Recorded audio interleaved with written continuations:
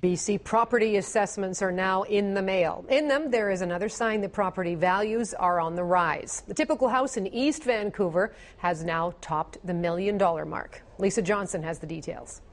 In some parts of East Vancouver, houses have sold in the $1 million range for a few years now. For example, this house east of Main is assessed and listed for sale at just under $1 million. Another down the street is assessed at $1.2. But there are now homes assessed at over $1 million in many parts of the east side. What neighborhood hasn't it become the norm? We see that right across the city. Now, the sample house BC assessment points to for East Vancouver, valued last year at $800,000, is for the first time assessed at over $1 million. Now, that number is based on a single sample house that BC Assessment chooses for an area and tracks over the years.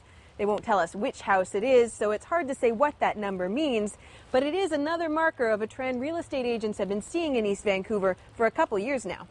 Last year, 331 houses sold in East Vancouver for more than $1 million, with nearly 24 selling for over $1.5 million. It's a case of where a lot of people decide that's where they want to live because there's vital neighborhoods. There's neighborhoods where people know each other. There's neighborhoods where their kids can take part in community sports and things like that. They go to public schools. On MLS, there are still about 200 houses currently listed for under $1 million in East Vancouver, more in fact than are listed for over $1 million.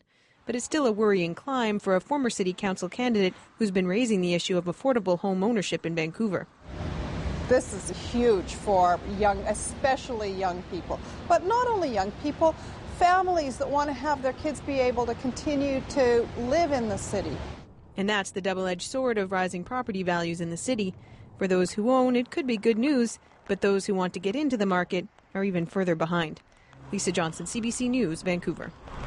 Well, to help compensate for the higher assessment values, the province is raising the threshold for the homeowners grant.